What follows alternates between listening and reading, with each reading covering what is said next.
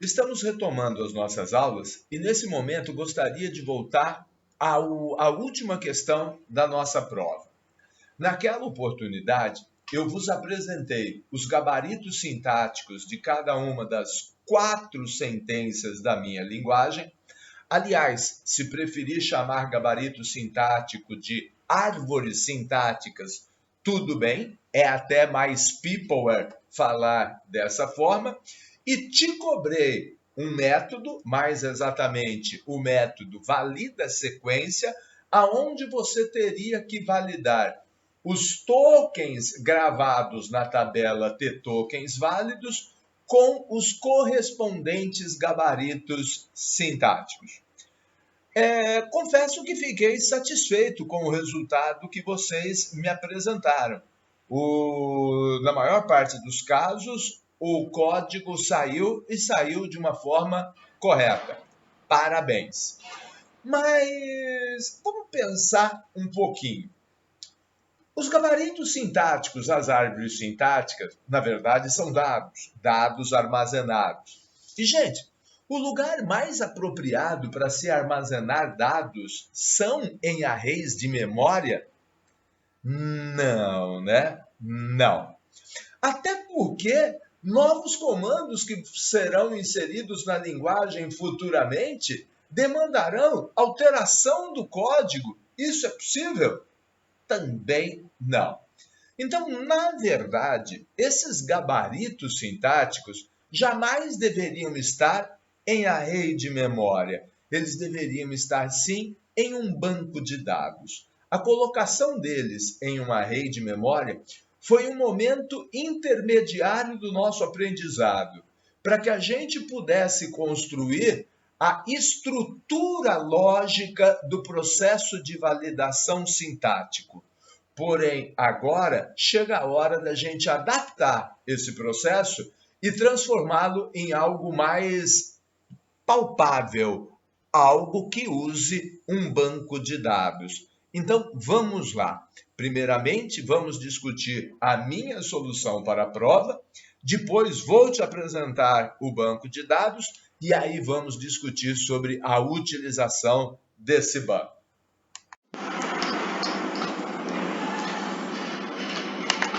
Na prova, eu te dei exatamente a classe analisador sintático BLL. Te apresentei os 4 gabaritos sintáticos, te apresentei o método análise sintática, que mediante o código do token, 0, 1, 2 ou 3, 0 para limpa a tela, 1 posiciona cursor, 3 escreve dígito, 4 fim, chamava o método de validação, passando a este o gabarito devido. Então, os gabaritos e o método análise sintática, eu te forneci pronto em prova. E pedia o quê? Ora, pedia para que você construísse o método valida sequência. E aqui está o meu método valida sequência. Pois bem, eu vou ter que comparar cada um dos tokens da minha sentença. Exatamente por isso que eu comecei fazendo um for. Um for que se repetirá tantas vezes quanto for a quantidade de tokens na minha sentença. Está percebendo? Estou usando aqui a árvore sintática da sentença correspondente e definindo, limitando o for ao seu comprimento. Aliás, um detalhe com relação a esse for, detalhe que passou desapercebido por alguns durante a prova, é que eu comecei esse for com 1. Por quê? Porque o elemento 0 desse for é o código do comando, 0, 1, 2, 3. E o código do comando já foi utilizado lá pelo switch para me mandar para cá. Então, eu agora tenho que comparar as posições seguintes, os tokens seguintes. Então, vou verificar o token da posição 1. Ora, vou ter que ler novamente a tabela. Vou ter que pegar um novo token. Se o token que está no gabarito sintático for diferente do token que eu acabei de ler, então erro. Caso sejam idênticos, aí eu vou repetir o processo para o próximo token, e para o próximo, e para o próximo, e para o próximo. Ou seja, a questão da prova era bastante simples. Na verdade, um for que fazia a varredura de um array. Agora, quem me deu essa solução ganhou, teve certo na prova, ganhou um e-mail que a questão valia, ótimo, excelente. Porém, agora eu quero começar a questionar vocês com relação a essa solução. E não em relação ao que você fez, mas em relação ao que eu te apresentei na prova. Eu quero questionar esse switch case aqui. Gente, eu percebo que alguns enxergam o switch case como uma forma de código organizado. Meus amigos, switch case é horroroso. Por que que é horroroso? Porque o switch case ele serve para dispor de uma forma mais organizada de uma sequência, de um ninho de ifs. Então isso aí que você está vendo é um ninho de ifs, só que desenhados, estruturados de uma maneira mais conveniente. Mas é um ninho de if. Pois bem, e qual é o problema com esse switch case? Gente, o problema é que a minha linguagem é uma linguagem hipotética. Tem 4 comandos apenas. Se tivesse 40, esse switch case teria que ter 40 opções. Se tivesse 400, esse switch case deveria ter 400 opções. E aí? Alguém está disposto a escrever um switch com 400 cases? E detalhe, a linguagem foi implementada, recebeu novos comandos, de 400 agora tem 450. Volta no código, altera o código, coloca mais 50 cases. Ora, gente, alterar o código está totalmente fora de propósito. Então, esse switch, que é muito didático, que deixa claro o que nós estamos fazendo, do ponto de vista do mundo real, da aplicação real, de um compilador de verdade, ele não pode existir. Ele tem que existir de uma outra forma. Esse procedimento tem que ser implementado de uma outra forma, ok? Então vamos lá. Na aula de hoje, você vai encontrar 2 soluções para esse mesmo problema. Eu acabei de te mostrar a minha primeira solução. Agora eu vou te mostrar a segunda solução. Vamos a ela. Pois bem, segunda solução aberta, o valida sequência não nos era problema. Então ele está igualzinho, não mudei nada. O problema era o switch case. E meus amigos, percebam, o switch case não existe mais. Eu vou direto validar a sequência e durante a validação eu posso ter me deparado com um erro ou não. Se me deparei com um erro, eu caio fora. Se não, eu começo a ler a próxima sequência e sigo aqui o meu looping até terminar os tokens válidos. Bom, qual foi a minha artimanha para sumir com aquele switch case? Meus amigos, aqui está. Lembram-se que nós tínhamos 4 arrays? Lembram-se que nós tínhamos 4 gabaritos sintáticos? Pois bem, continuamos tendo 4 gabaritos sintáticos, porém eles agora foram enfiados dentro de um array bidimensional. Tá percebendo isso aqui? Gabarito é um array de arrays. Na verdade, o gabarito vai armazenar na sua linha 0 o gabarito sintático do limpa-tela. Em sua linha 1, o gabarito sintático do posiciona cursor. Ai, professor, que coincidência! Na linha 0 ficou limpa-tela, cujo código é 0. E no posiciona cursor ficou o gabarito sintático do código 1, que é o posiciona cursor. Nossa, professor, que coincidência! Amigão, não é coincidência, foi proposital, foi exatamente isso que eu tentei fazer. Fazer com que o código do comando coincidisse com o índice do array. Porque aí, na hora de eu validar a sequência, olha o que eu estou fazendo. Eu estou chamando o gabarito e estou chamando qual linha do gabarito? Ora, estou chamando a linha cujo o código aponta. Então, se o código do comando é 0, eu vou buscar o gabarito que está na linha 0. Se o código do comando é 1, eu vou buscar o gabarito que está na linha 1.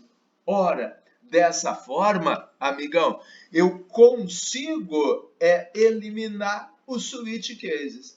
E se eu tiver 4 comandos, funciona.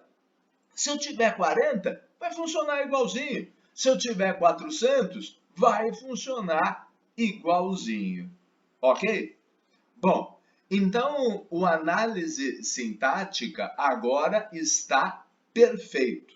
Portanto, temos apenas um probleminha nessa solução. E qual é esse probleminha? Ora, armazenar dados dentro de arrays, quer sejam vetores ou arrays bidimensionais, não é uma técnica muito adequada ao mundo real. Armazenar dados em vetores era coisa do nosso primeiro ano, que já ficou há muito tempo atrás. Hoje, a gente vai armazenar os dados dentro de banco de dados. Então, agora eu vou parar de falar de código e vou ao banco te mostrar como eu consegui armazenar esses gabaritos sintáticos, estas árvores sintáticas dentro de uma tabela. Então, vamos lá, vamos ao banco. Bem, estou te trazendo uma imagem do nosso banco de dados até o presente momento. E lembro que o nosso banco de dados, ele tinha, até o presente momento, duas tabelas. A tabela T-tokens e a tabela T-tokens válidos. A tabela T-tokens a gente usou como dicionário durante a análise léxica. Ou seja, essa tabela contém todos os tokens existentes na minha linguagem, junto aos seus respectivos códigos. Já a tabela T-tokens válidos, ela foi gerada pelo nosso analisador léxico e está sendo usada pelo nosso analisador sintático. Ou melhor, ela foi gravada pelo nosso analisador léxico com todos os tokens válidos encontrados e agora está sendo lida pelo analisador sintático que está validando a sequência em que os tokens aparecem. Pois bem, esse banco de dados aparece na solução dessa semana, ou melhor, aparece no material dessa semana, com o nome de Old Compilador, porque este é o nosso banco de dados antigo. A partir de hoje, o nosso banco de dados ganha o acréscimo de mais uma tabela. Vamos a ela. Aqui está a nova versão do nosso banco de dados.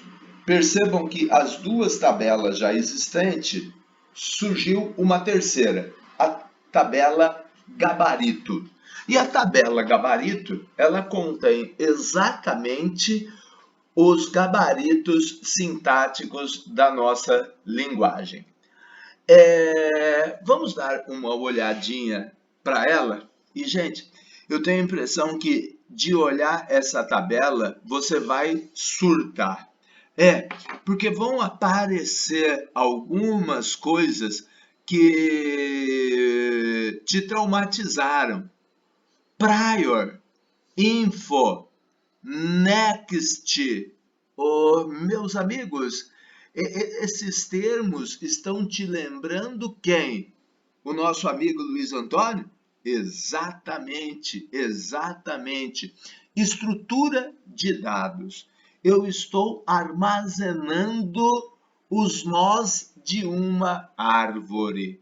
Aliás, percebam, eu quero te chamar a atenção para essas 4 primeiras linhas. Todas elas têm código 0, o que significa que todas elas estão ligadas ao comando limpa-tela. Vamos olhar o primeiro. Olha só, a primeira informação é 0 e o prior é BOF, Begin of File, ou seja, significa que a minha árvore começa aqui. O próximo nó é o 100, olha ele aqui, e aponta que antes dele vinha o 0 e o próximo é 101. O próximo nó, como anunciado, é o 101 e o prior é o 100 e o next é o 103. O próximo nó, como anunciado, é o 103. O anterior era o 101. E o próximo? Não tem mais próximo. Acabou a sequência. Ou seja, é o end of file. Ou melhor, é o final desta árvore. Ok? Então, meus amigos, eu tenho aqui armazenado na forma de uma árvore duplamente ligada, ou se preferir, na forma de uma lista, né? Duplamente ligada, o gabarito sintático do limpa-tela. Idem para o gabarito sintático do posiciona cursor, do escreve dígito e também do fim. Acho que você vai concordar que a implementação de uma lista, de uma árvore, nesses moldes em banco de dados é muito mais simples do que você fazia com o Luiz Antônio, quando você criava as listas, as árvores em memória. E o principal, em tempo de execução, dinamicamente. Essa era a dificuldade dos trabalhos de vocês. Detalhe, como eu conheço muito bem o meu povo, eu tenho certeza que na hora de fazer a atividade, você vai fazer a atividade e vai dar erro. Por que vai dar erro? Porque lá na pasta debug do teu projeto vai existir uma versão antiga do nosso banco de dados. Ou seja, não esqueça de, na pasta debug do teu projeto, atualizar o banco de dados com essa nova versão, ok?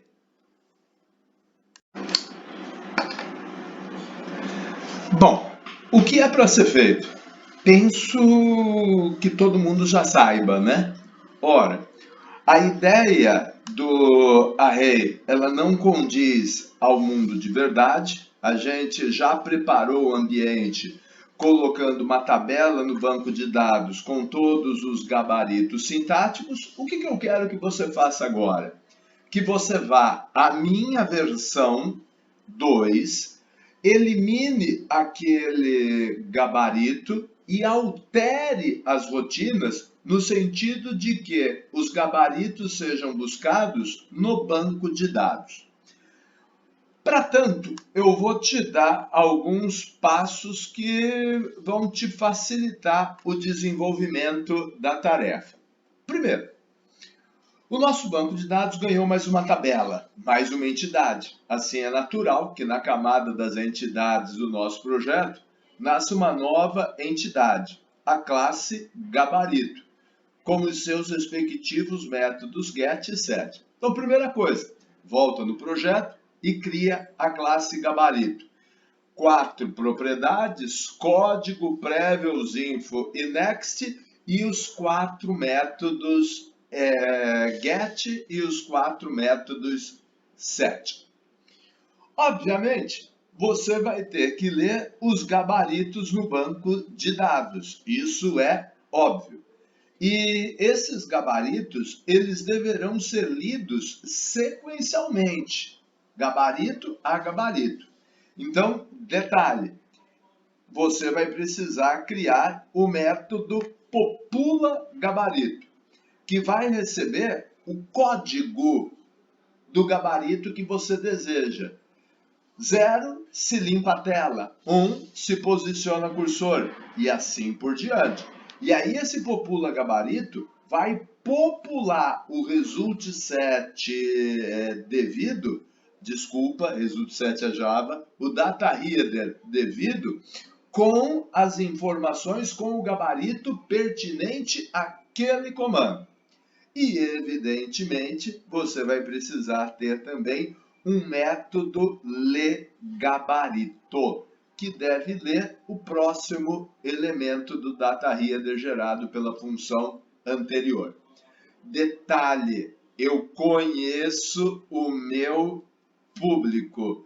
Meus amigos, você vai precisar de um data header novo. Não vá usar o data header que você usou no analisador sintático, senão vai dar uma confusão danada. Então você já tem um data header para leitura da tabela T-tokens válidos, crie outro data header, o data header gabarito para fazer a leitura dessa nova tabela. Não vá usar o mesmo data header para as duas leituras.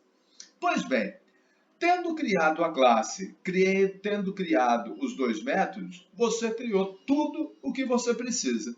Aí é voltar aos métodos do análise sintática e valida sequência e alterá-los, fazendo com que eles façam uso das funções que você descreveu.